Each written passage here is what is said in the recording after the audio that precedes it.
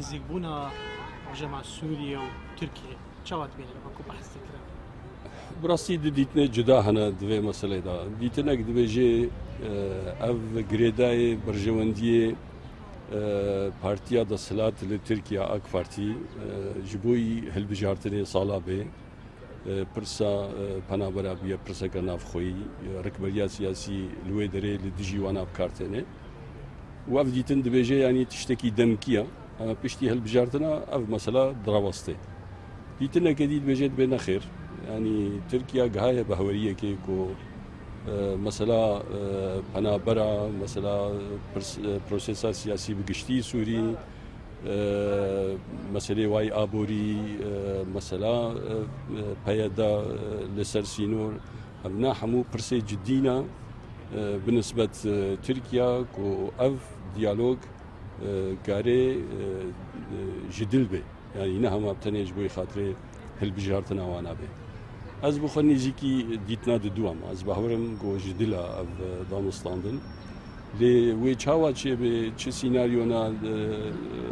یک بین برچاوه خوا و چه به پیاده یاگو ترکیه خوازه و اف هزندی بندسته ترکیه دا و چلو و جارکی دی رادستی رژیمه بکه یعنی و رده گو پنابر وگرن او رژیما گو ام تبدت زانن پنابرت وگرن جی کس زانه پیش رو جواد چیا گلک پرسی آلوز هند نوادا گو او مثلا هگا هر سریجی و وقت کی دریج سنه و نگل کی زلال جیوه تالی چاله سریا تالی و چاو در و گلک بر سر امریکا دیتینه ده کمبونان خواده هیچ گلیوان هیا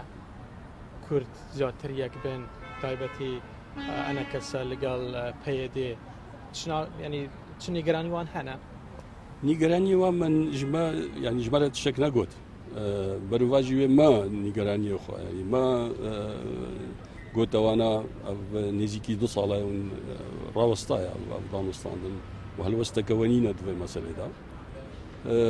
گوتن ینی ئەم ڕاستە ولۆ چێ بووە لێنەها نوونەرێکی نو هاتیە و ئەو نوونەر کاریوی سرکه آواج بوی گوجاره کی دی و علی کردی نزیکی هف بکن. لیج علی خواه مثلا ولا افرا وستاندن سوژه آن کسب و یان سوژه طرفی دی بود چکی ولش مرا گفتن. درباره دستور سنی سوریه نها لچ قناقی که داره. کمیته دستوری سکریه یکشی. تبدأ زانن گران ها حتی راوستاندن. از قوان دام کمیته دستوری ما. براستی دوا گره هشتاد هشت گرم کردن گوچه بوی یک پنگاو نه تا آویتند علی نویسنده دستوره. اوجی سبب وینا کو دستور پشتی لحفکرنا سیاسی تکرن. پروسیسان ها عمد نافدا لحفکرنا سیاسی و نویسنده دستوری کریه یک. و رژیم نه آماده تگاوا باویجه جبوی دستوره که بگهره یانجی دستلات خوا رادستی رکبریا سیاسی سوری بکه یعنی کنترکت تکنو جواکی بنویسه نه آماده. جبرویجی از دبینم یعنی اساس پیکانینا بریارا 2254 وک هایی بکرن یعنی دستلات که وگوهیس پیشی چه به و پاش دستور ولین بیساندن نه جبر لسوچی جوینک چه بو ام ما دستور دای پیشیا دستلات وگوهیس و باوریام دشاشا و ممكن ينجي بيش فهري نخصم أمنات بينن تفشار سر رژیمینن يعني ناف دولتي نا أمريكا نا أوروبا شو روسيا وإيران ناري كارن ركبريا سياسي سوري ناوقا خورتا كاربي فشار كزيدة لينكي از باورناكم برسان بيسانا دستوري بيش فهري يعني برايتو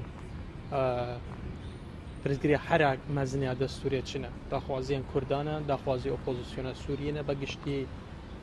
نه یعنی نویساندن دستور کنو اساسی و نآماده بودن رژیم اجبو نویساندنه لهگر توری ناکوکیه هی